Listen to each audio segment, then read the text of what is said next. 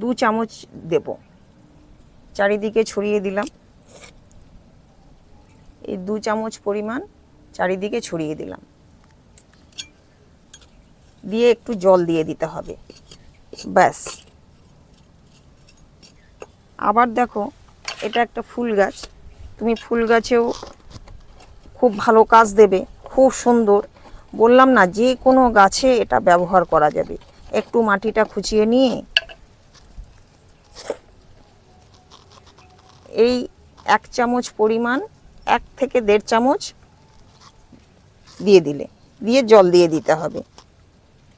আর ছোট গাছ হলে 1 চামচ, ব্যাস, এনাফ। তো প্রত্যেকটা জিনিস যেহেতু এর মধ্যে রয়েছে, আর কোনো কিছুরই এখানে আর প্রয়োজন হবে না, শুধু জল দিয়ে দিতে হবে, বাস, তাহলেই হয়ে গেল। তোমার সবজি খোসার যে আমরা লিকুইড তৈরি করি, সেটার প্রয়োজন পড়লো না, সেটার আর করতে পারছি না, দিতে পারছি না, গন্ধের জন্য, পোকার জন্য কোনো রকম প্রবলেম নেই। খুব সুন্দরভাবে এটা কিন্তু দেয়া যাবে। তারপরে এটা একটা এয়ারটাইট কন্টেনারে তুমি সুন্দরভাবে রেখে দিতে পারো। নমস্কার বন্ধুরা, সবাইকে স্বাগত। আজকে আমাদের কিচেন কম্পোস্ট দিয়ে একটি সার তৈরি করব। হয়তো ভাবছো যে লিকুইড সার, না, লিকুইড সারে পোকামাকড়, গন্ধ, এটা অনেকের কাছেই হয়ে যায়। সেক্ষেত্রে আমি যে সারটি তৈরি করব, সেখানে না কোনো গন্ধ থাকবে, না কোনো পোকামাকড় থাকবে, এবং ভালো একটি এনপিকে তৈরি হবে, যেগুলো আমাদের রান্নাঘরের ফেলে দেওয়া জিনিসপত্র থেকেই।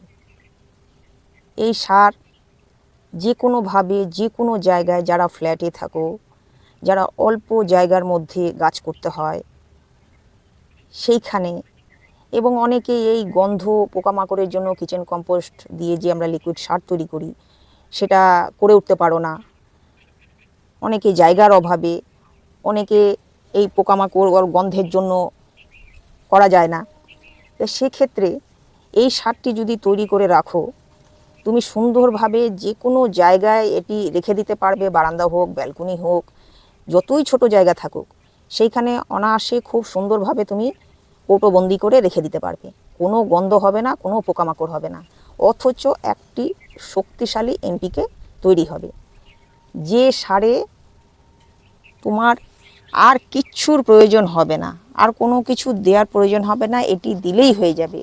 যে কোনো ফল, ফুল, সবজি প্রত্যেকটা গাছে দেয়া যায়।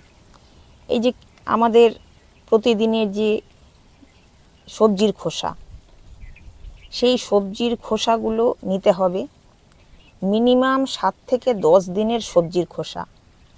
তার মধ্যে পেঁয়াজের খোসা অবশ্যই থাকবে, এবং রসুনের খোসা, আলুর খোসা, এই 3টে অবশ্যই থাকবে। বাদবাকি প্রতিদিনের যে নানান ধরনের সবজি বাড়িতে রান্না হয়, সেই সমস্ত সবজির খোসাগুলো থাকবে, মানে ভ্যারাইটিস সবজির খোসা। আর তার মধ্যে পেঁয়াজ, রসুন এবং আলু, এই প্রত্যেকটি দিতেই হবে, এই 3টে দিতেই হবে। কেননা পেঁয়াজ থেকে আমরা পটাশিয়াম পাবো, সালফার আছে, আলুর খোসায় পটাশিয়াম পেয়ে যাব, এবং রসুন অ্যান্টি ফাঙ্গাস এবং কীটনাশক হিসেবে কাজ করবে। কাজেই এই 3টে অবশ্যই দরকার। আর সবজির খোসা 7 থেকে 10 দিনের হলে খুব ভালো হয়। প্রত্যেক ধরনের, নানান ধরনের সবজির খোসা থাকবে তার মধ্যে। তো আমরা সেখান থেকে অনেক রকম সবজির খোসা পেয়ে যাব, যার মধ্যে অনেক রকম ভিটামিন, মিনারেলস, এই সমস্ত কিছু আমরা পেয়ে যাব। সেই সবজির খোসাগুলো দেখো, এখন তো প্রচণ্ড গরম চলছে, এমনি রোদে যদি তুমি নাও রাখো, যে কোনো জায়গায় রেখে দাও, এই রকম মচমচে হয়ে শুকিয়ে যাবে। একদম যখন এই রকম শুকিয়ে যাবে, সেগুলোকে দেখো গুঁড়ো করে নিতে হবে। সেটা তুমি একদম যখন শুকনো মচমচে হয়ে যাবে, সেগুলোকে মিক্সিতেও গুঁড়ো করে ফেলতে পারো, কিংবা হাতেও গুঁড়ো করা যাবে। যে কোনো জায়গায় তুমি যেটা ইচ্ছে। এই যে এইরকম মিক্সিতে গুঁড়ো করে নিলে বেশ সুন্দর একটু গুঁড়ো হয়ে যায়। তো এই রকম গুঁড়ো আমাদের প্রয়োজন। তারপর দেখো, এই যে চা পাতা, শুকনো চা পাতা, এটাও আমি রোদে শুকিয়ে নিয়েছি। এগুলো তো আমাদের প্রত্যেকের বাড়িতে থাকেই। চা পাতা ব্যবহার করে ব্যবহার করার পর সেই চা পাতাগুলো একটু ধুয়ে রোদে শুকিয়ে নিতে হবে। তো এই চা পাতা নিতে হবে। তারপর কলার খোসা, কলার খোসাগুলো একটু টুকরো টুকরো করে কেটে শুকিয়ে নিলে তাড়াতাড়ি শুকিয়ে যায়, একদম মচমচে হয়ে গেছে। তো এরকম কলার খোসা নিয়ে এটা এইভাবে গুঁড়ো করে নিতে হবে। এই কলার খোসাকেই দেখো আমি এই যেভাবে গুঁড়ো করে নিয়েছি। ডিমের খোসা, ডিমের খোসাও একটু ধুয়ে রোদে শুকিয়ে নিলে, তারপর গুঁড়ো করে নিলে ডিমের খোসায় আমরা ক্যালসিয়াম পেয়ে যাব। তো এই সমস্ত আমাদের এই কটা জিনিস দরকার। তো এই কটা জিনিস আমরা যদি একটা পাত্রের মধ্যে, দেখো এখানে সবজির খোসাগুলো এখানে দিয়ে দিলাম। এই যে চা পাতা গুঁড়ো, এই চা পাতাটা আমি দিয়ে দিলাম।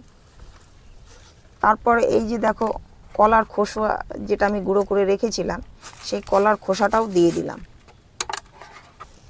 এই 1 মুঠের মতো ডিমের খোসা দিয়ে দিলাম, প্রায় 1 মুঠের সমান।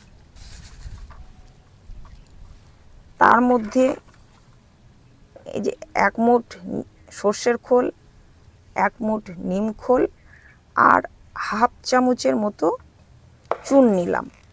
এই চুনটা দিলে ভালো। তোমার কোনো রকম যদি ফাঙ্গাস ব্যাকটেরিয়া এসব থেকেও থাকে, বা মাটিতে যদি কোনো প্রবলেম থেকেও থাকে, তো সমস্ত কিছুই দূর করে দেবে। তারপরে তো ক্যালসিয়াম পাচ্ছি, তো অল্প একটু দিতে হবে, বেশি নয়। হাফ চামচ, টি টেবিল চামচের হাফ চামচ দিলেই হবে। যে সর্ষের খোল 1 মুঠ, আর 1 মুঠ যে নিম খোল নিয়েছি সেটাও এর মধ্যে দিয়ে দিলাম। দিয়ে এটা সুন্দর করে মিশিয়ে নেব। এটা যা তৈরি হলো, এটা তুমি যে কোনো গাছে দিতে পারো, যে কোনো গাছে। এটার মধ্যে কোনো পোকামাকড়ের কোনো রকম চান্সই নেই। একদম শুকনো ঝরঝরে, যেহেতু গন্ধ হবে না, কোনো পোকামাকড় হচ্ছে না। এটা কিন্তু একটা পাত্রের মধ্যে তুমি রেখে দিয়ে বন্ধ করে রেখে দিলে, এবার যখন যেমন দরকার, যে গাছে দরকার, আউটডোর প্ল্যান্ট, ইনডোর প্ল্যান্ট, যে গাছে, পাতাবাহার, ফুল গাছ, সবজি, যে কোনো গাছে কিন্তু এটা দেয়া যাবে। এবং যে কোনো জায়গায় এটা রেখে দিতে পারবে সারা বছরের জন্য। এটা আমার পেয়ারা গাছ, তো ফল গাছেও তো খুব সুন্দরভাবে দেয়া যায়, কোনো অসুবিধে নেই। একটু মাটিটা খুঁচিয়ে নিলে, দিয়ে যেহেতু পেয়ারা গাছটা বড়, তার জন্য এখানে আমি 2 চামচ দেব, চারিদিকে ছড়িয়ে দিলাম। এই 2 চামচ পরিমাণ চারিদিকে ছড়িয়ে দিলাম। দিয়ে একটু জল দিয়ে দিতে হবে, ব্যাস। আবার দেখো, এটা একটা ফুল গাছ, তুমি ফুল গাছেও খুব ভালো কাজ দেবে, খুব সুন্দর। বললাম না, যে কোনো গাছে এটা ব্যবহার করা যাবে। একটু মাটিটা খুঁচিয়ে নিয়ে এই 1 চামচ পরিমাণ, 1 থেকে 1.5 চামচ দিয়ে দিলে, দিয়ে জল দিয়ে দিতে হবে। আর ছোট গাছ হলে 1 চামচ, ব্যাস, এনাফ। তো প্রত্যেকটা জিনিস যেহেতু এর মধ্যে রয়েছে, আর কোনো কিছুরই এখানে আর প্রয়োজন হবে না। শুধু জল দিয়ে দিতে হবে, বাস তাহলেই হয়ে গেল। এবং সারা বছরের জন্য এই জিনিস আমিও ব্যবহার করছি।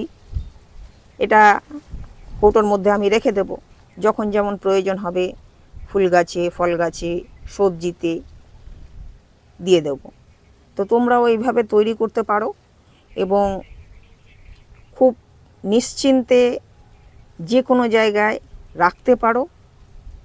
একটা এয়ারটাইট কন্টেনারে যদি রেখে দিতে পারো, সারা বছর থেকে যাবে, কোনো রকম নষ্ট হবে না, পোকামাকড় হবে না, গন্ধ হবে না। তা এভাবে তোমরাও ব্যবহার করতে পারো।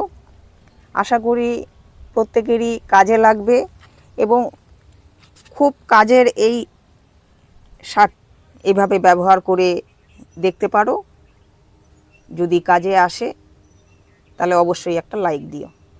তো আজ ভিডিওটি এখানেই শেষ করলাম। নমস্কার।